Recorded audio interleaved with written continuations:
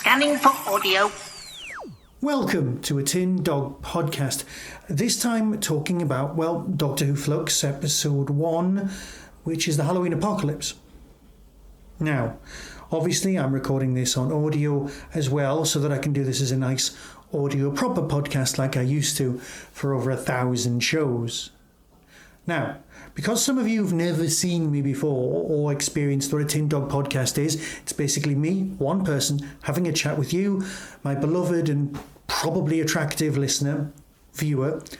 And tonight we're going to talk about, Doctor Who. Now, obviously, there's been a race on because the entire Doctor Who podcasting community went, it's on Sunday, we must get our shows out as fast as we can, and that's probably a bit pants.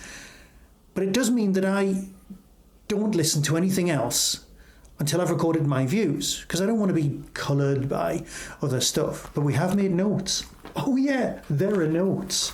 Oh yeah. Do you want me to go through them? To be fair, you're probably watching now, so you are indeed wanting me to go through them. Do you like the shirt, by the way? I know. Fantastic, isn't it? Ideal for audio podcasting. It's Flux, Chapter 1, the Halloween Apocalypse broadcast, in an aspect ratio that isn't 16:9 for no readily apparent reason, and it's episode 1 of 6. Now, we'll come back to why that's important later. Oh, there's quite a few things to talk about. Actually, you know what? We'll talk about why it's important that it's 6 of 1. 1 of 6? No, not a podcast about The Prisoner. It's episode 1 of 6. Now, remember old-fashioned Doctor Who? The stuff you used to like when you were a kid. If you're my age. Don't even think about my age, but that's not important. What is important is that Doctor Who used to be episodic, and there used to be cliffhangers. But it's not the cliffhangers I want to fixate on. There is a certain theme, and I've covered this in a lot of other podcasts, that it's almost impossible to write a bad episode 1, because what you're doing is you're setting up the storyline for the rest. The whole purpose of episode 1 is to create a mystery. It's to introduce your characters, put your pieces on the board, and then create a mystery. And the mystery plays out over the stories. So it's not exactly Chekhov's gun, where you get the revolver at the beginning of the play and you put it on the mantelpiece and it stays there for the entire play. And then at the end, you can go, I've got a revolver, I'm going to shoot someone. And everyone just goes, oh yeah, you had the revolver all along. It's not quite like that. It's more about setting up a narrative, an arc, a series of arcs. I mean, there's 10, maybe 12 storylines rooted here, and admittedly there's a handful of them come from the last series. We've got the Timeless Child, we've got the Fugitive Doctor, Dr. Ruth, we've got all of those things referred back to. We've got that secret organisation of Gallifreyans who are trying to save the universe, but then have deleted the Doctor's memories, which of course is referenced here, and you've got all that business, which is fab. But that's what episode 1 would be for in the old series. It would be to go, I'm going to lay the groundwork. This is the mystery. Come back next week. We'll probably find out more mystery, but we'll have a story based on something else. It's not that easy first album, because let's face it, this is Chibnall's last album, if you see what I mean. And this is the end of the Jodie Doctor's time. But we've got several things I need to deal with. First off, when I'm watching it, I like to watch it for the very first time with my wife. And to be fair, I absolutely hate watching Doctor Who for the first time. I like having watched Doctor Who, and everybody who's followed the Tin Dog podcast for years knows this. I like having already have watched it, but I hate that first initial viewing. There's too much information to take in, and I'm just lost. And I'm also convinced in the back of my mind that the whole world's going to see this particular episode of Doctor Who and go, no, actually it's rubbish, let's not bother. I do get a reaction from my wife. There are several statements which I'd like to bring up. I just wish I cared about the characters. That's my wife's major story problem with all of Chibnall's work, and I think there's several Doctor Who fans out there who also feel the same way. Why can't they get a woman to write a woman? Again, a lot of people's problem with Chibnall's era. When Jodie plays the Doctor, isn't she just doing an impression of Tennant? Again, I can't really argue against that point either. And then you've got, oh, I'd forgotten how bad the opening music was. Apart from that first note, it's all a bit rubbish, isn't it? Again, all of these points have been brought up on various Doctor Who platforms. It's as if she's an old school fan, which she isn't. What she is someone who married me. God bless her. So, their thoughts of hers. My thoughts, well, let's face it. My initial thought when I was watching this, obviously, oh, we've hit the ground running because she's dangling like this. And she was dangling, and then there was a whole build-up, and it was a pre-title sequence. It's what we got used to because they're so frightened to take their time. I know Doctor Who's been away for, 1,000 years, and it comes back with something that's a bit of a cliffhanger, like we've come into the story halfway, classic storytelling. Oh, Chibnall, one thing he's very good at is episodic storyline telling over a period of time. Like, for example, Broadchurch, where you've got the ending, you've got the mystery, you've got the build-up, but you've also got character development in each episode. That's what we've got here. Nice.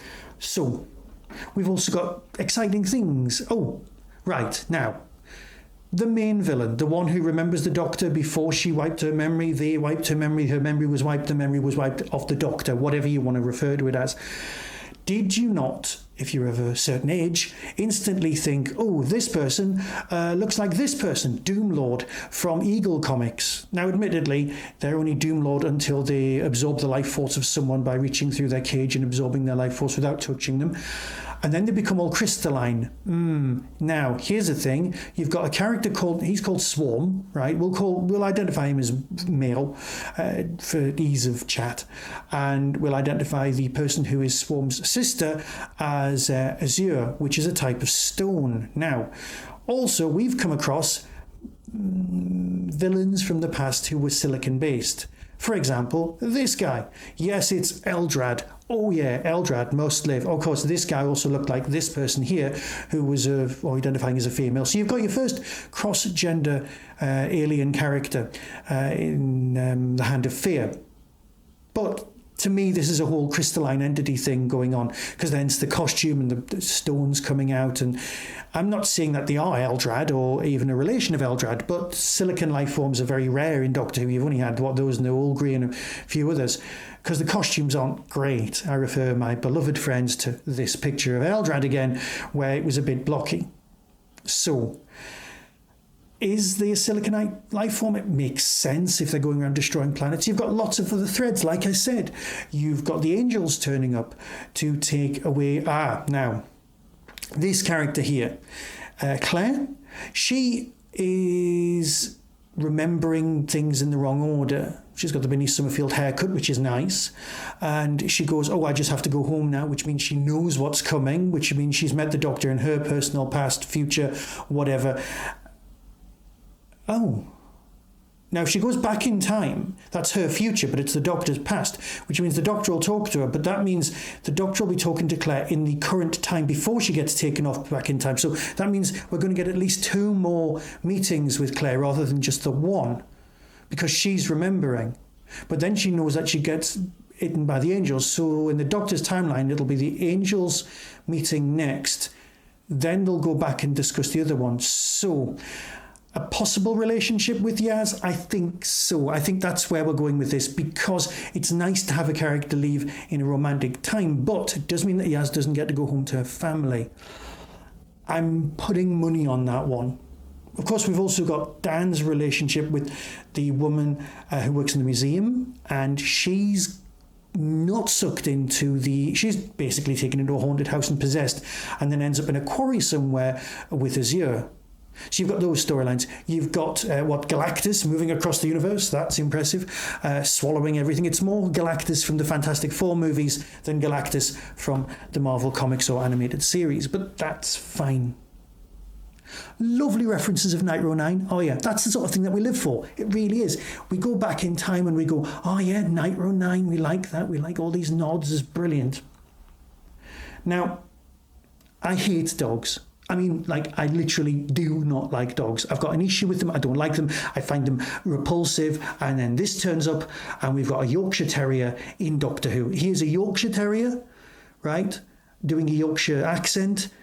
talking to a Liverpool bloke, and we've got a whole Sheffield too close to Leeds thing, which is, yeah, we'll leave that. That's for the conversation about Dan in a minute. No, we've also got, and this is important, a Yorkshire Terrier dog. Now, obviously, Doctor Who has got a long tradition of animals turning up in Doctor Who because we've got the Garm. And the Garm was in a very old Fifth Doctor story, Terminus, which is nice. But the costumes were kind of in the same ballpark. Yes, you've got a nice squishy nose and you've got the fur. And this is a person evolved from dogs and is always going to look like this. It's not going to be like Cat from Red Dwarf. So, could I be rescued by cats if the Earth is coming to an end? I know there's a big force-shielded protective dome thing around the world right now made up of spaceships which can apparently fight off this oncoming storm. Oncoming storm. Anyway, yeah, I don't want to be rescued by a dog. Can I be rescued by a cat, please? I know they'll probably ignore me, put it off the last minute, and then just play with my laces or something. But I just want to be rescued by cats, please.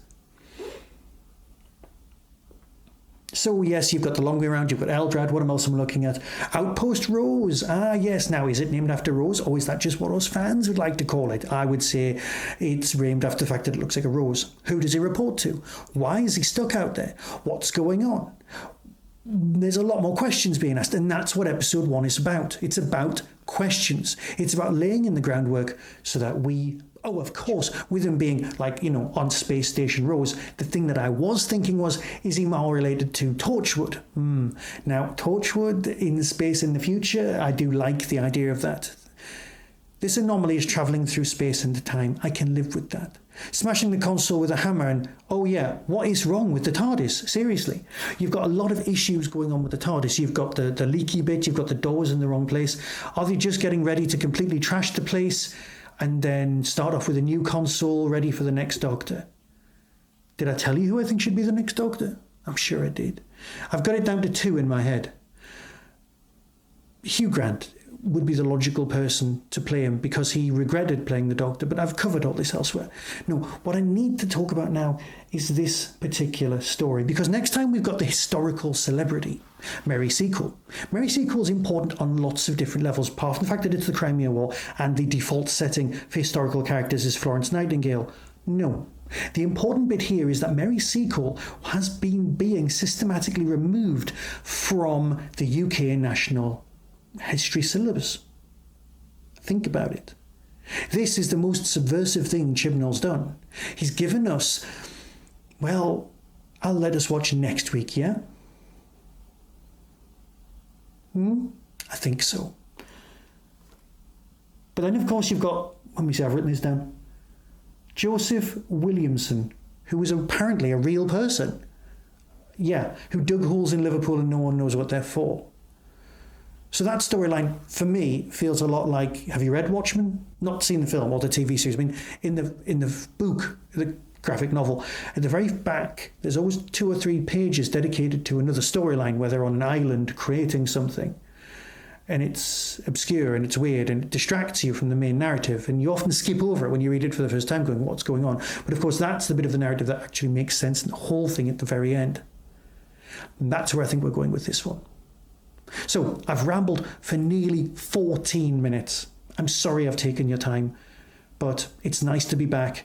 And remember, if you want to experience the Tin Dog podcast in lovely video form or even in podcast form, remember to like and subscribe, please. So until next time, when I'll be talking about Torchwood? No, Doctor Who. Be seeing you.